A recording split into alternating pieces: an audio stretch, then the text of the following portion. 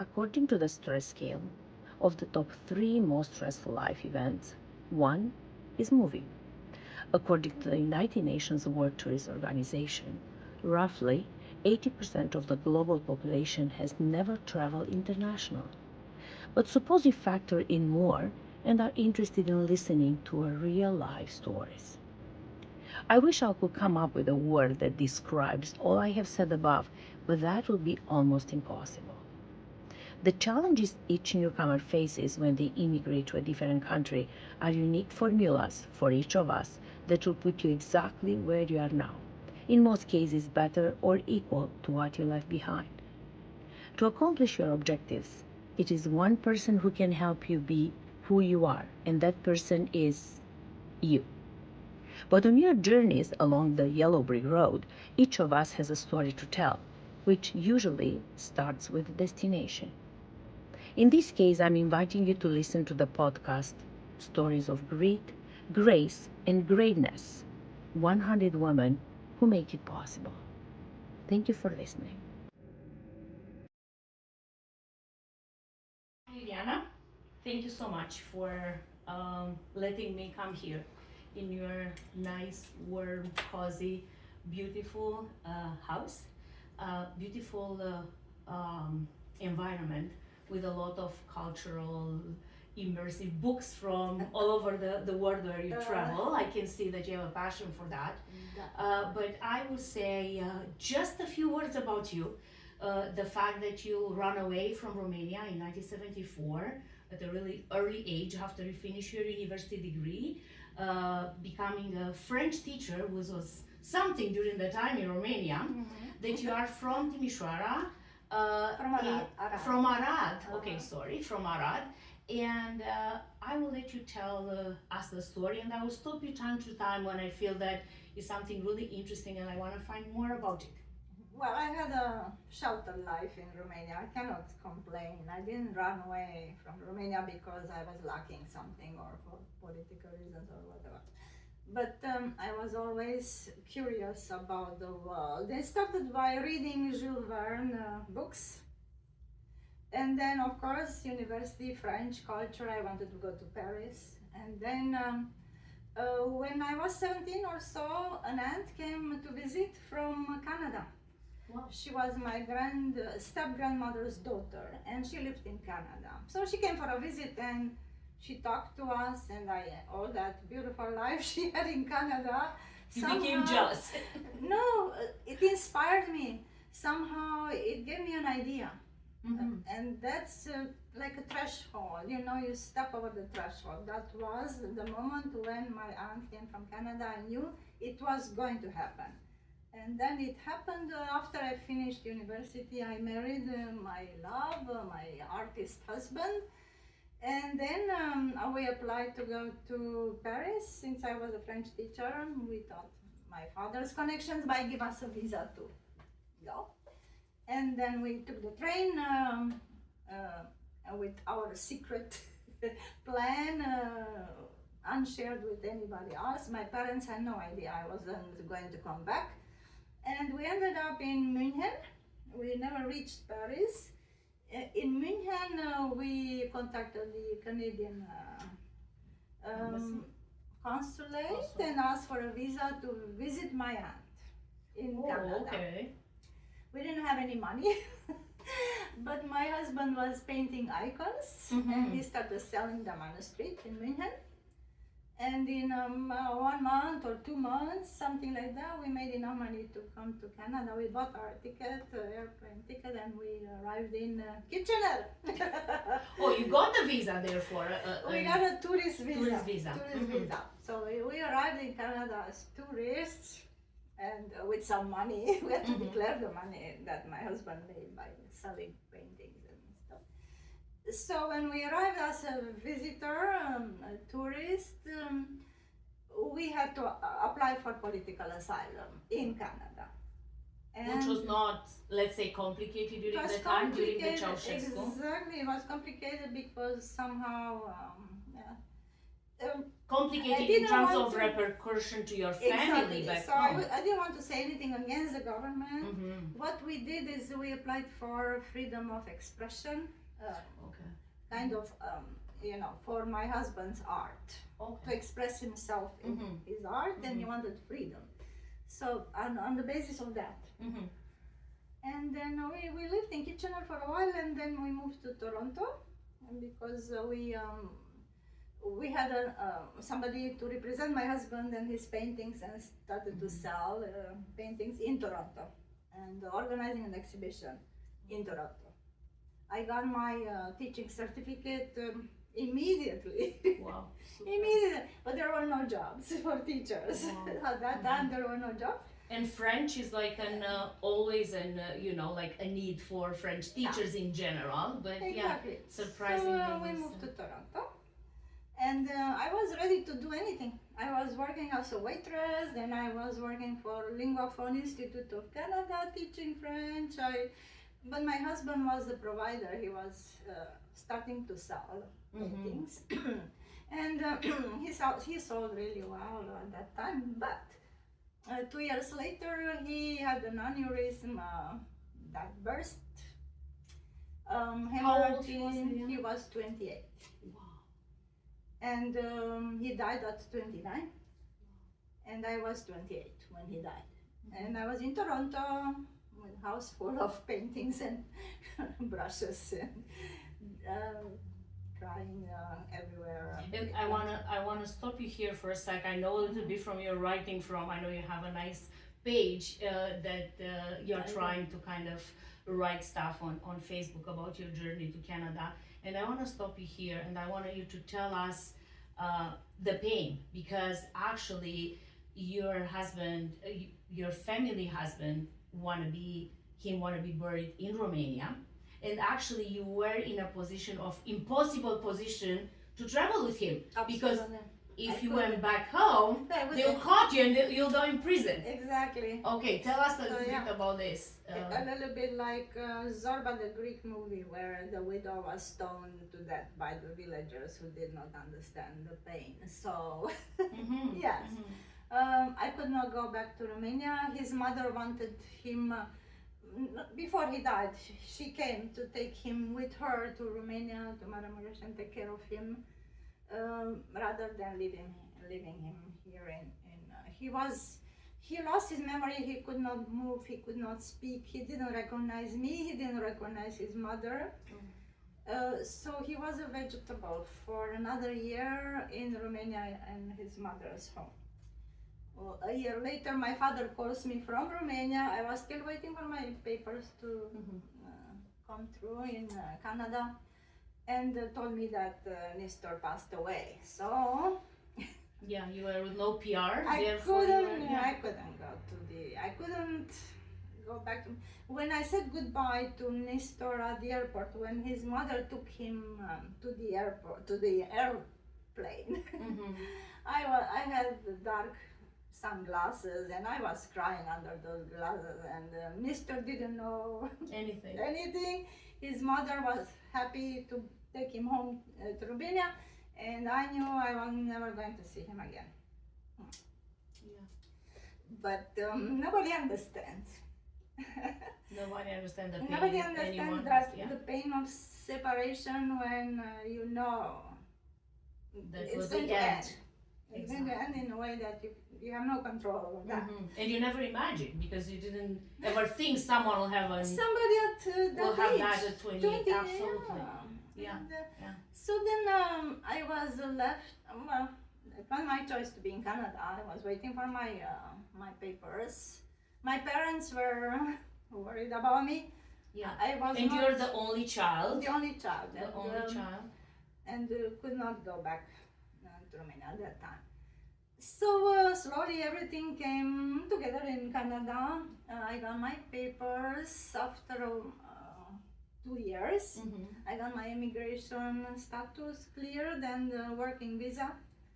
And I was living in Toronto. I got myself a roommate, Finnish girl, an accountant.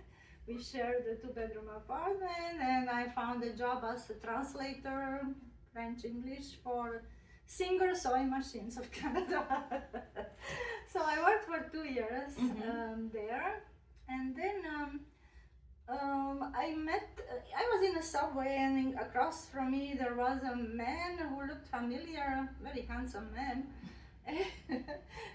So I looked at him, he looked at me, and then we got off at the same subway station, and he started to talk to me, asking me about my husband, and then he was a nurse.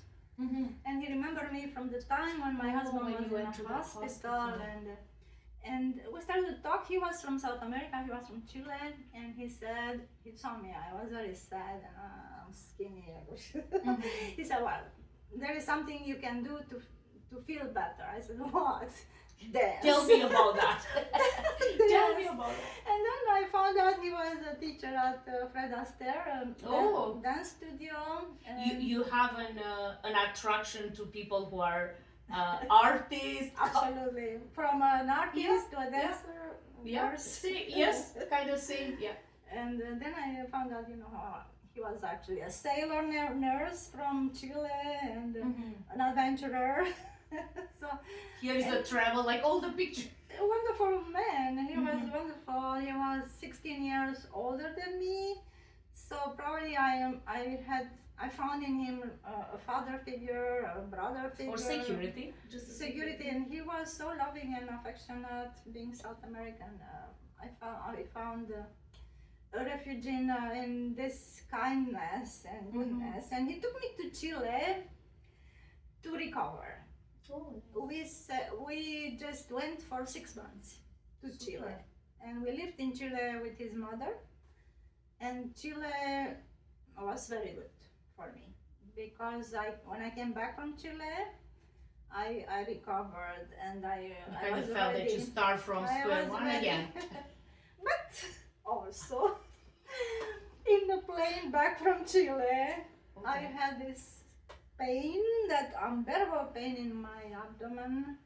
I was pregnant, ectopic pregnancy that provoked a hemorrhage, internal hemorrhage during the flight.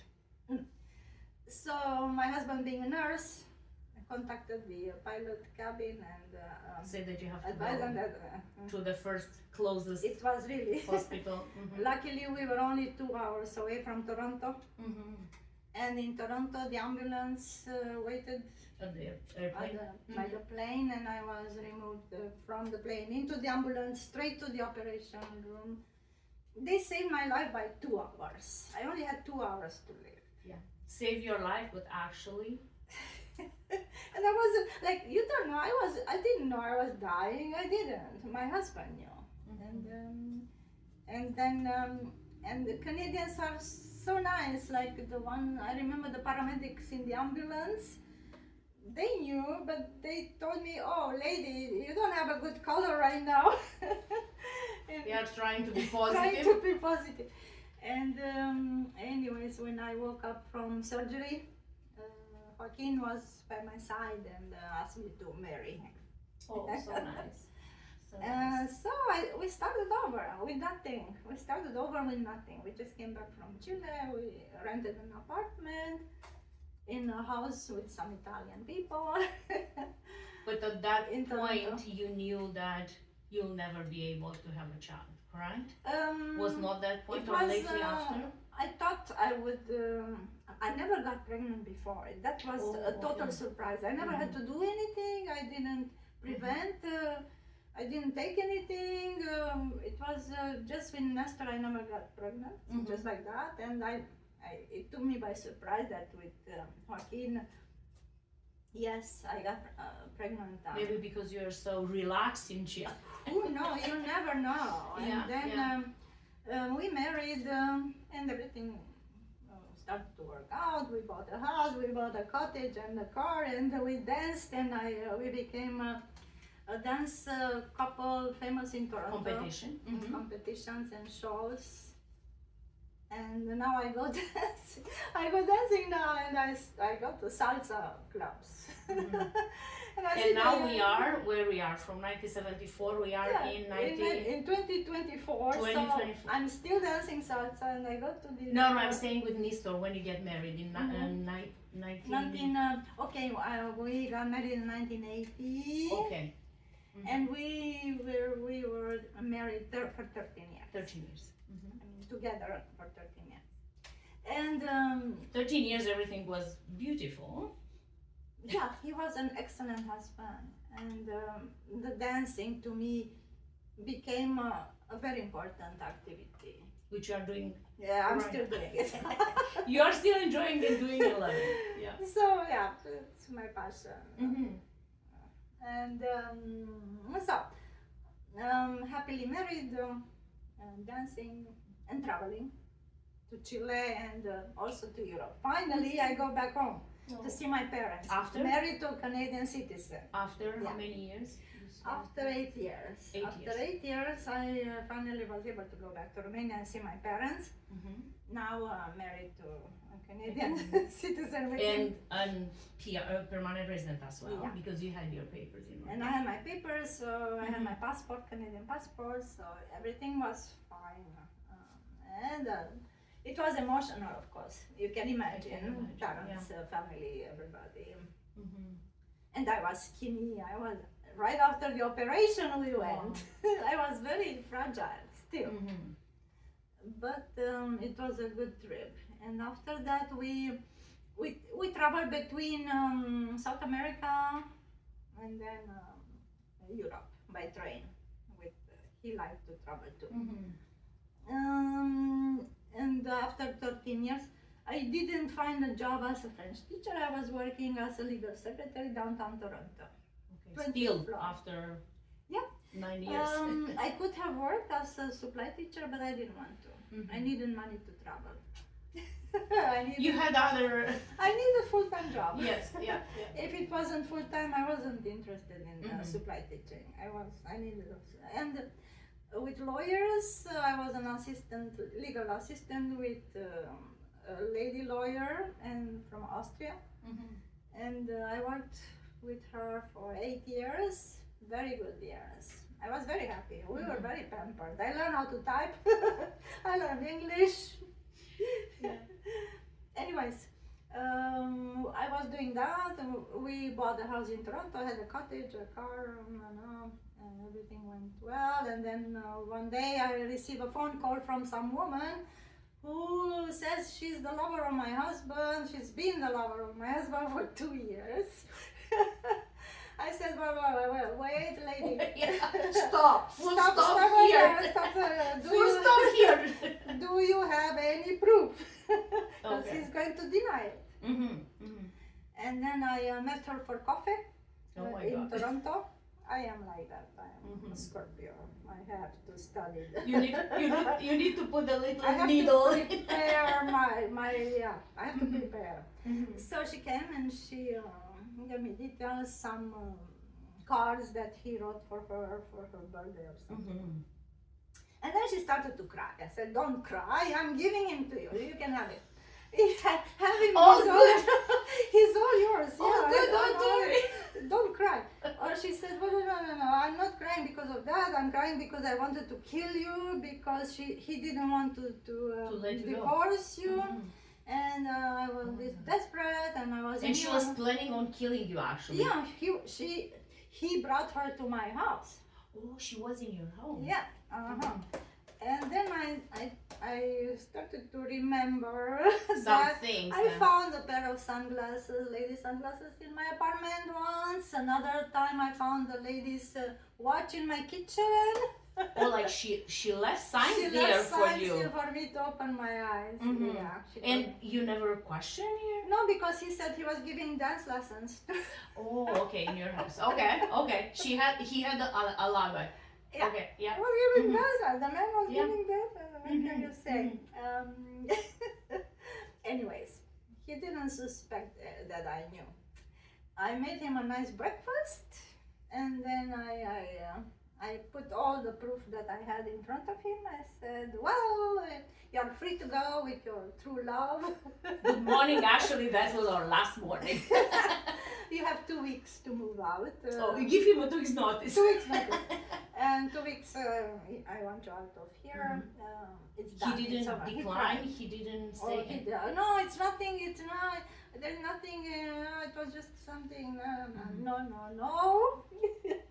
I told him I don't care that you cheated on me. That's not to me the fact that you put my life in danger by bringing her on my territory. This is something that I cannot That go over. can be punished by capital punishment in Guilty as you are. Guillotine, boom. Yeah. No. My love stopped at that moment of betrayal. I stopped You loving. cannot love 50%. You need to love 100%. I don't stop. I don't Yeah. stay and suffer. I don't. Mhm. I have other things to do, places to see, people to Yeah. know. You have better things to do than suffering. Correct. And he moved out reluctantly, and then I called his cousin, my best friend. His cousin was Ricardo, and Ricardo was my best friend, a person just like me. He liked art, ballet, opera, traveling, and intellectual, reading, everything. And we were friends for many years. So I called him and I complained about his cousin. I said, look what your cousin did to me. After 13 years. Yeah, this is what it, and Ricardo immediately said, let's meet for a coffee. Ricardo said, thank God. Thank For God. sure. I suspected he admired me, but yeah. But he was But waiting I patiently. didn't feel like I didn't know about my obviously. feelings. I Yes. didn't have any feelings except friendship. So I didn't know. Because you put all your love in my love in my husband. I always fall in love, marry them, and I'm staying faithful in love with us. But until it stops, Anyways, we meet at the library. No, it was the bookstore. One of the bookstores in Toronto, in front of the travel section, because I was planning a trip to Romania via Austria and Hungary. So, and then he said he wanted to travel with me. I said, fine, come. My parents are very friendly. Yeah, you're welcome to Romania. Yeah. So we planned the trip together, and I think we were in Budapest. We fell in love in Budapest, forgot our passports on the bus. Was it Coup de Foudre? Coup de Foudre in Budapest. Because it was so easy to fall in love with Ricardo because he was my best friend. And it felt like you had so coming many home. things in common. Yeah, it felt like coming home. I'm coming home. I don't have to pretend to be anything else but who I am. And he would be just like me. So he was like, you are my twin soul. So from there on, it was just all happy. When you take off by plane and then you reach the altitude, you can just fly for hours and hours and nothing is happening, but you are high and happy and smooth. Flight. So it for 20 years. Wow. And we at the beginning he had a map like this that. one? He had his dots and I had a map with my dots. We put the two maps together. And we started to travel. And you start traveling together right now, combining the two. yeah, we combined the two maps. Yes. And then we traveled together. And I don't know, there was nothing exciting or it just happiness, but not, how can I say, content? Yes, yeah. I was Was like you content. still consider, like, you fall in love with him, but the relationship was not like I want to go passion. again. Yeah, it was not like I want passion. to exactly. Yeah, I want it to go was again and get married. domestic bliss. Mhm. Domestic Mhm. bliss, and I also found a job, finally full-time job as a French teacher in Toronto? Hamilton. Oh, in Hamilton. Okay. Ricardo lived in Hamilton. I Mhm. found a job in Hamilton. I moved to Hamilton, and here I am in Hamilton. Yeah. And you're still in Hamilton. I'm still in Hamilton. I like it now. I finally like it. So after 20 years with Ricardo, traveling to South America, he asked me a question that was really weird. Like, he asked me in the middle of the night flight, like, where are we going? Where are we going? He used to be, he taught me how to travel. He was a solo traveler before me, and I learned everything from him about traveling solo. So for him to ask me that question in the middle of a flight was strange. And then the lights went on for seatbelt lights on, and he was so alarmed. He said, "Fire!" I said, "Fire?" I calmed him down, and then he fell asleep. Then, luckily, we arrived in Chile. In Chile, he was. It was normal. I didn't remark anything different. But his sister told me there is something strange about my brother, because he couldn't find the washroom in my apartment, and we always. Which she was aware about the environment there. Yeah, we always went there, you know. So okay. So when we came back from To Chile, we went to see a doctor, and bang, he was diagnosed with Lewy body disease, which is something like Alzheimer, but manifests itself in a violent way. And I couldn't believe it. Like somebody like him to become violent didn't make sense. But he told me within a year he was going to become violent, and he would need 24-hour care. Anyways, why I did not suffer enough? I don't feel I suffered enough when I lost Ricardo. I was terrorized by him, and it took me years to forget the last year with. Because you Ricardo. still believe that because he was such a nice and He warm he terrorized me for a year, and nobody knows. I mean, some people go through this. To be for your husband, beloved husband, to wake you up in the middle of the night trying to put a pillow over your face, or pull you out of bed and kick you out of the apartment, or preventing you from entering when you come from work tired, hungry, and you cannot go into your home. Because he will not He would recognize not you. let me. He would not let me. I was the enemy. I was not allowed. I was not allowed to enter. So my friends helped me a lot. I slept to a different man, but I could not leave him unattended. So I paid for 2 men to stay with him. And one of my friends, dearest friends, she worked for the Alzheimer Society, and she wrote a letter, and she did everything possible for Ricardo to be placed as soon as possible into a home. In a facility. In a facility that with supervision 24 hours. So, and for the past month, I had to live in my girlfriend's attic because I had to go to work and make money and pay for all the It will not allow you to go to your home. Exactly. And I could not rest in my own home and go to work. I was teaching.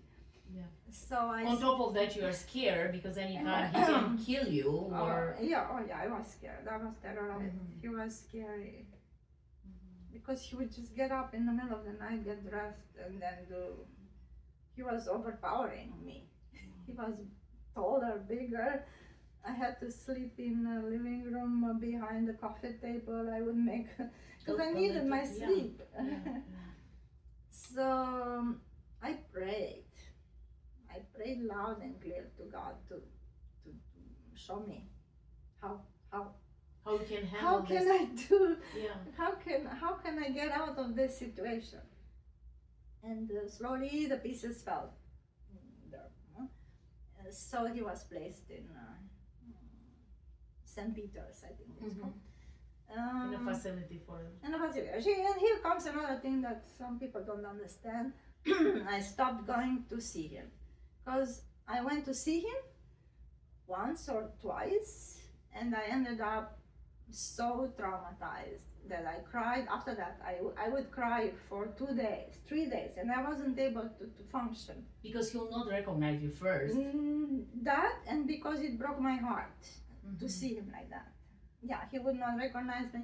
He would give speeches, you know. And you want to keep the memories alive, like the beautiful Exactly, memories I you had for wanted- 20 years. Exactly, I wanted to remember him. Yeah, how the way- he was, How he yeah. was. Not these exorcism Exactly. scenes, you know. Anyways, yeah. So he lived another 4 years, after which he passed In that, away. Yeah. That was. and that was another stage. You have to fluff it up and say, okay, Liliana, here I am again, alone. What's next? What's next? I love being alone. I just love it. You start learning to live alone. I You love came to it. a point. I'm enjoying it now. Yeah, You know. you came to a point where you are, okay, I was born to be alone because whatever I I'm think doing. so. I think I was born the water. I Yeah. think I was born to be alone because I'm the only child. My parents didn't have other children. I didn't have brothers. I didn't have children myself. So I'm used to living alone. I think I found myself finally. These past 10 years that I've been alone are the happiest in my life, and I'm saying it without exaggeration. I found peace. I found my bound. I found my strength. That yes, I can do things on my own. I travel by myself. I live by myself. I handle everything by myself. I pray to God for health. Yeah. And you're a healthy person. Yeah, and You're a positive one. and I found my faith. Like I always, God is a very important part of me. Ever since I was a little girl, I believed. I don't go to church, but I believe. And That is someone watching us. yeah, He created me. He's everything to me. I mean, I'm coming from Him and I'm going back to Him. I'm not afraid of dying at all because of that. It's just this feeling of trust that somebody is over there taking care of me. And I think also really important, knowing you right now for some years, I know that was really important for you, or you find this balance because you created your balance. I did. Like you are making yourself plans, like next year I'm traveling here and there, I want to see this one. For 2026 I'm looking to achieve whatever in my traveling. I want to fly the helicopter like you did last year, or like you always have like plans in place. I do. I call it plan Cincinnati. Okay. 5-year plan. 5-year plan, like Ceausescu I was have a putting. 5-year plan for now. Which is great because obvious you're not young, like people are 35 or 40 are like, oh, I still have time to do this, I still have time. Exactly. My And time people- is limited. Exactly, and you really enjoy this, you enjoy life at fullest. You are, again, a joie de vivre, speaking back in French. Like always you are like, like a positive, supportive person, like, which again, and we are coming from a culture, because we are from the same culture, we are coming from a culture where people at certain age, they are like, oh, I'm just waiting to die. Which in your case, you are just waiting to achieve more and more. I'm going to live until the last moment, and then when I die, I'm going to say, oops. Oh, actually, that happened. Okay. Yeah, that Fine. happened. Yeah. I'll be surprised. I'm going to be surprised. And you retired from teaching. I retired, luckily, just before COVID. Mm-hmm. The year before COVID, I retired. Then COVID came. So it was planned, like you said. I planned everything. I retired. I was 69 when I retired. So, and I worked because I loved working as a teacher. I was thinking maybe I could go until 72. But at 69, I said, I didn't feel like doing outdoor duty anymore. And that was another passion of your life, because you It didn't is change still, career yeah. all your life. You want to be, a French teacher. French teacher, French Yeah, teacher. and That's yeah. what I prepared for, and that Mhm. was my Mhm. calling, my vocation. Yeah. I teach because I have this vocation. Mm-hmm. I still help children if Good they friend. need help. Mhm. Yeah. Good friend. Yeah. Because I love it. It's something I cannot stop doing. Mhm. And not only because of the teaching, I learned so much about French culture that it opened the doors to many. There is so much to learn. And I think another Art, literature. another beautiful and interesting fact about you is the idea of coming from the French culture that you put in the Canadian French culture, because your French, the language, the knowledge, everything was from Europe, like from the core, It's Parisian which French. Parisian French, which obvious the kids were, I think, more interested in that part than kind of the curriculum, like the Oh, the yeah. hidden stories. They called You- me inspirational teacher because they never knew. We Mhm. would jump from one thing to another, Mhm. and they would learn. Which much I think more. this is the interesting, like the value on teaching, when you put your own, Yeah. thoughts and passion on the curriculum, on the material you Absolutely. you yeah, have to yeah. deliver. But your life was, I would say, complicated. Yeah, unlike many, I sometimes I meet. I mean, most of the time, the couples I know have been married all their life. They have children. They had a. And sometimes I feel like, oh, why didn't I have a life like that? Just one husband, 4 children would have been really nice. But my destiny was that. I lived my And destiny. you, again, it's something that you embrace with, let's say, easiness. Yeah. With other people, after they went to everything you went through, they might say, I'm tired. Like, I don't want to do anything. I want to stay hidden until a rock. Really? I don't want to see anyone, because, like, why me? That why me? Oh, the why me? That's so strange. I would never say that. Why not me? Yeah. I would say, why not me? Why not? Yeah. Um, Again, a lot of your stories will come part of this 100 beautiful stories about resilient women. What a great project. Thank you. And I'm sure everyone will love to read your beautiful writing, because you have really nice writing skills. But for the closure, it's something you really want to say, like, to close this circle of conversation we had on this Well, just podcast. think of life like a holiday that has a limited time, to enjoy.